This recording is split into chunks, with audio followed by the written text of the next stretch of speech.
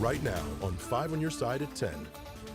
We begin at 10 in Storm Alert. You're taking a look at a downpour in Arnold.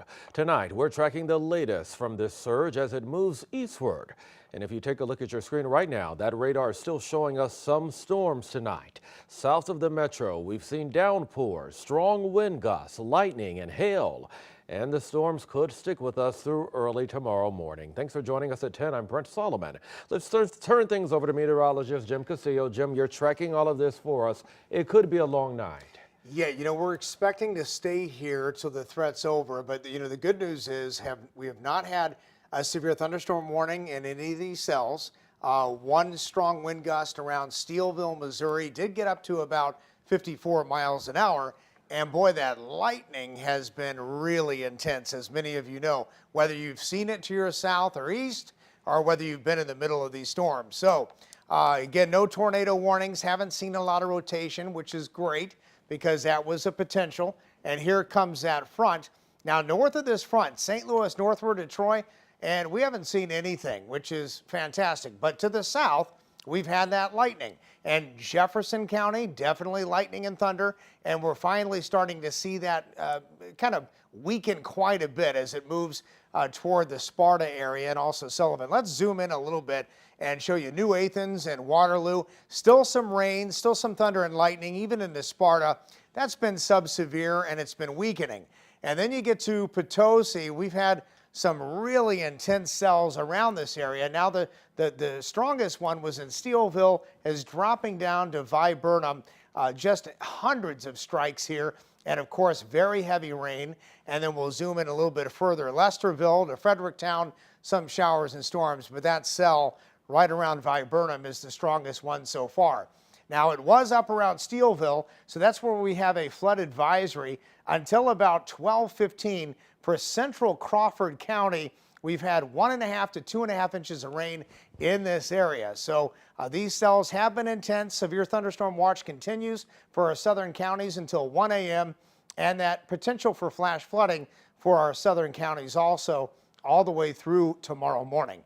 I'll have much more on the forecast and when this all gets out of here coming up in just a few minutes. Brent. Yep, we'll want to hear that. Thank you, Jim. New tonight, people in Jennings reacting to the news that we brought you earlier this evening. Police are investigating after a deadly shooting killed one man and left 4 others hurt. Our Annie Krall returned to that popular park today where the shooting happened. Annie, what are you learning? Brent, it happened in Kenneman Park around 5 p.m. yesterday. Today, there were families out for walks, barbecuing, and young people playing basketball. And they told me you'd never know there was a fatal shooting there less than 24 hours before.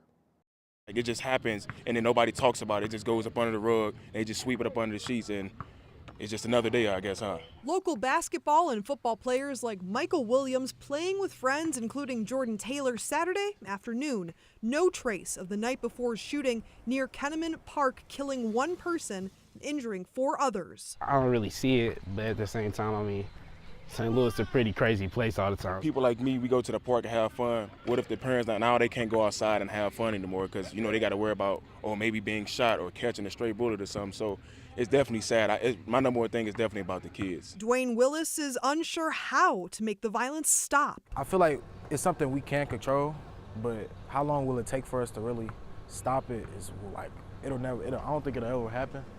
But it's just real sad to me how our young people is getting taken away from stuff like this. But community leaders are trying to help end this constant cycle within hours of the Jennings Park shooting. We believe in boots to the ground, working with families who are closest to the pain, who have been impacted. Gun violence awareness advocates and politicians gathering at City Hall Friday night to talk about how to save young people, talking to us as gunshots go off in the background. And police sirens whirl by shortly after. At the rate we're going, we don't know what that looks like for our communities. Is very heartbreaking, very. Former Jennings Mayor Yolanda Fountain Henderson says she's even more upset this happened at the park. So is the current mayor, Gary Johnson. I overheard a couple of people saying they were ducking, and we had an event that was about to take place, an art event, and it had to be canceled. Don't wait until something happens to you. Be proactive and get in the community. Maybe your involvement saves a life. Your involvement saves a situation. St. Louis County Police are still investigating suspects in Friday evening's park shooting, and details about the victims. Senator Angela Walton Mosley and other gun violence awareness advocates are hosting a Stop the Gun Violence Town Hall at 6 p.m. June 20th at West Side Missionary Baptist Church. Brent? So glad to see all of those leaders coming together. Annie, thank you. Just a few hours ago, we learned a woman is now arrested facing charges after a man was killed in his Velda City apartment. Officers showed up to the scene here around 8 last night. They found 31-year-old Jordan Armstrong dead. Police tell us they arrested Lenora Arnold. She's accused of breaking into the apartment with the intent to steal. That's when police say she found and killed Armstrong. Right now, Arnold is facing murder, weapons, and burglary charges. She's being held on a $500,000 bond. Tonight, a man is in custody for firing shots at police in North City. It happened near Palm and Knapp Streets around 7 this evening. Police say the shooter struck the front of their windshield.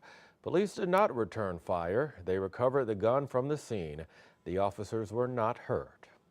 Right now, a man is in custody after police say he killed his 2 brothers in Illinois.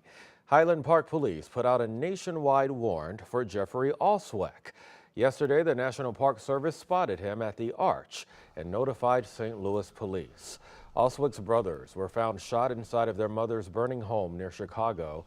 He will stay in local custody as he awaits his day in court. Earlier today, first responders joining forces to prepare for a disaster. Let's take a look at the scene at St. Louis Lambert International Airport. This practice drill simulated what would happen if an airplane sucks in a drone during takeoff and then catches fire.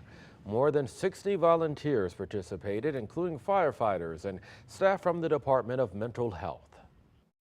It takes a team effort throughout the airport to really understand how this operates and how we all fit together and everybody plays their roles. But every 3 years we hold a full-scale exercise with the simulated aircraft to really get everybody on the same page and to go through all the procedures. The drill comes as airports across the country have had concerns about drones entering their airspace.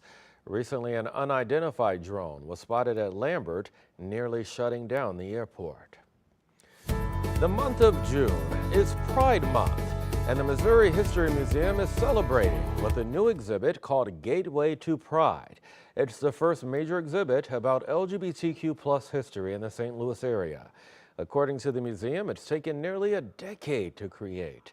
It features images, testimonies, and artifacts highlighting local stories of LGBTQ+ people all across the last century. Those stories span from politics to religion to sports. Learning these stories of the people and places like the Central West End or Lafayette Square or North City that you may see and you may be in every day, learning more about these adds texture to your life and a deeper understanding of St. Louis, this place we call home.